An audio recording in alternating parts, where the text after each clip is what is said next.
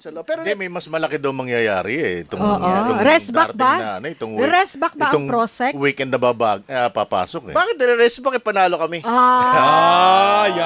Eh, kasi sabi nung defense, kami 10 out of 10 sa target. Sabi din namin 10 out of 10. So, sino ba talaga? Meron ka bang scorecard? Nagtatantos. Hindi, tsaka nakita ko yung mga post nga kung Terry. Nice one, defense team. Mga ganun yung mga post nila eh. Talaga? Sa kabila, Pero without touching the Bakit? merit. Basketball ba to? Naging basketball eh. Yun nga. Scoreboard. Hindi, yung kidding ano na aside. lang, yung pag-uusapan na lang next week. So, next hearing po, magsasalang po ng mga witnesses na bago. So, tapos na tong si Kalilong. Mr. Kalilong na NBI, no? So, nakita naman natin, I mean, facts naman po ito, hindi naman to merits per se, no? So, nakita naman natin na ipasok yung video evidence, no? Nung po nga mga pagbabanta ng pangalawang Pangulo o na separate instances, so pasok po yun. At pangalawa, syempre, yung po nga talumpati nung po nga defense, no, na basically, ina-admit ho nila na talaga po may pagbabanta, pero justified yung pagbabanta. Okay. Kasi nga supposedly, inaapi daw po yung pong Emotional pamilya outburst. ng pangalawang Pangulo at yung pangalawang Pangulo mismo. No? So, yun po yung sitwasyon no, doon po sa linggo na ito. Oo. Yung pagpapatawag kay Zuleika Lopez, yung aide, no? COS, no? Chief of Staff. Chief of Staff. Ni VP Sara. Sinasabing ito yung malaki. Next week. Ano yung magiging, sabi ko nga, ano yung legal dilemma niya? Kasi una, tao siya ni VP. At the same time, Ang sabi nga niya doon sa ambush interview, paghahanda raw sa Empleyado ng Typhoon Inday. Oh. May bagyo ba?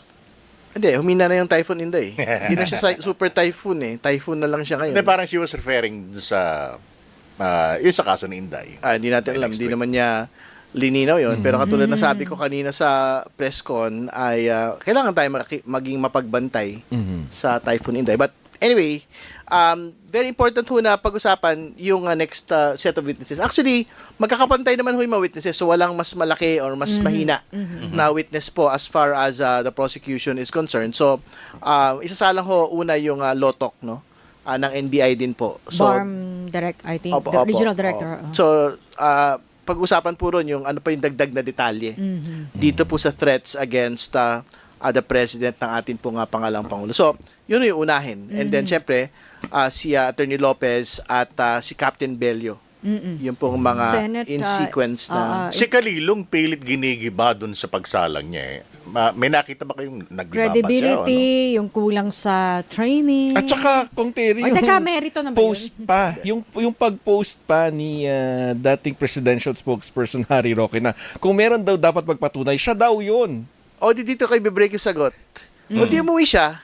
Yeah. I mean, if he wants to actually authenticate it, he can volunteer either for the prosecution or for the defense to go to the impeachment trial itself. Hindi ba? So, which is in a proper venue na. I mean, why not? Hindi ba? If it's, kung feeling niya talaga makakaambag yung pong pag-uwi niya at papakita ho niya sa impeachment proceedings, edi tingin ko malaya naman ho siya. Kausapin niya ho yung defense. Baka sila ho yung pwede makapag salang sa kanya. No. Doon po sa paglilitis. Pwede ba siyang issuehan ng warrant para humarap sa court sa impeachment trial? Hindi, meron siya actual na warrant na iba eh.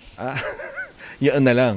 Yung Oo. i-enforce na lang. Tapos pagdating niya dito, pwede siyang ipatawag ng impeachment court. Well, arestuin muna siya. Pagdating sa Pilipinas. Lalong ayaw niya. Kaya hindi umuwi, di ba, kung Terry? O di, ang totoo, hindi lang naman siya eh. I mean, valid yung authentication na ginawa po ni Mr. Carino. Kasi in the first place, actually, ang pinagtatakaan ng mga tao, why are we going through this entire process of trying to authenticate something na nakita nating lahat? Di ba? Pero yun po kasi yung proseso nung paglilitis eh. Kailangan ho talaga maipakita yung proseso kung paano ho nagkaroon po ng recording. No? Nung pong press conference po na ito. Si Zuleika Lopez ba, witness talaga ng prosecution? At tama, nasa listahan po siya. Nasa pre-trial brief siya, nasa pre-trial order po siya. Oo. Hindi dahil naipasok sa record yung video ni Zuleika Lopez, kaya ipapatawag. Kumaga naka-schedule talaga. Nakahiwalay po talaga siyang salang sa prosecution. At syempre, dahil bilang kasama sa opisina, sa OVP, later on, matatanong siya sa confidential fund. Tama. At well, syempre, ultimately ito po ay talagang tungkol dun sa threats case, no? Kasi yung outburst naman po talaga ang context nun. Yung pong threats emanated from yung pong pagkaka-detain ni Ms. Lopez sa House of Representatives. Anong maya-ambag niya sa prosecution? Well, baka pagdagdag siya ng konteksto kung bakit ho nagkaroon ng pagbabanta, di ba? Pero again, kailangan natin mag-clarify na ang pagbabanta ay pagbabanta ay pagbabanta. Ang ibig sabihin nun, walang dahilan under any context na gumawa ng pagbabanta. Walang justification. Ng pagpapatay. Oo. Di ba? Yung sinasabing, ebidensya ng pag-upa ng hitman. Yung kontrata, di ba? Oo, kontrata. Kailangan daw ipakita. Hindi, irrelevant yun eh. Irrelevant na Kasi yun. hindi naman kailangan ng kontrata para magpatunay ng pagbabanta eh. Ang ebidensya ng pagbabanta ay ang pagbabanta mismo. Malaki ba yung magiging ambag dito ni Zulaika Lopez? Dahil nandun siya eh. Yung nagbitaw siya ng mga banta na gano'n eh. Posibleng narinig niya. Kasi magkasama sila sa kwarto, di ba? Well, corroborative yun. Pero ang totoo, made na ho yung pagpapakita ng actual threat eh. Nakita na natin sa video yon. So, at the very best, corroborative lang po yung magiging papel ni Ms. Lopez doon sa mga testimonya. Pero hindi siya tatanungin doon sa naging convo ninyo, mga pag-uusap ninyo after that. Yung tipong, totoo bang may plano na pag-usapan nyo? Hindi siya pa rin tanungin sa mga ganon? We will see. No? Siyempre, baka trial tactics na ho yun eh. Oh. Oo.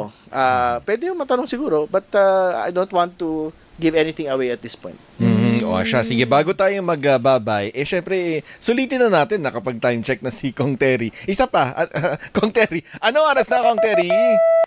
5:28. 29.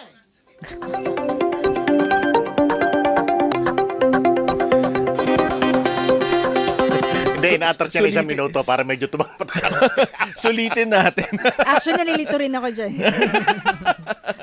Maraming salamat, Kong Terry. O paano, abangan na lang natin sa Monday kung Good ano luck, pang good luck. mga aabangan sa Lunes. Aha. May pasabog ba, Kong Terry? Manood na lang kayo. Teka lang, bakit hindi Tagalog daw? Hirap talaga, hindi pwede. Sino ang kailangang mag-Filipino rito? Ganon? Alin sa mga Hindi, abogado? sabi sa sa lahat daw. Kasi nga yung trial mismo. Hindi, ang totoo naman hanggat maaari at Sana. magandang in Filipino po yung pagsasalita. Kahit yung abogado, mas magandang ganun. Pero, yun nga parang mahirap. Ba't mahirap? Pilipino naman tayo lahat dito. Hindi kasi syempre, yung sabi nga ni, sino ba yung nagsabi sa atin? Si attorney. Kasi mga legal term, di ba? Parang mahirap parang Tagalogin. kailangan mo pang i-translate. Especially may mga Latin. Kumbaga, baka bumagal. Hindi naman. We have Oh, yeah. entire day. O siya, tara na, siya. mag-weekend na tayo O, dahil sige. busy na naman to Oy. si Kong Terry sa Lunes. Mag-weekend na tayo. Ay, mga kababayan, ingat-ingat pa rin po, ha? Lalamig yung pizza. Wow, pizza. Uy, overtime na tayo. Oo, ingat.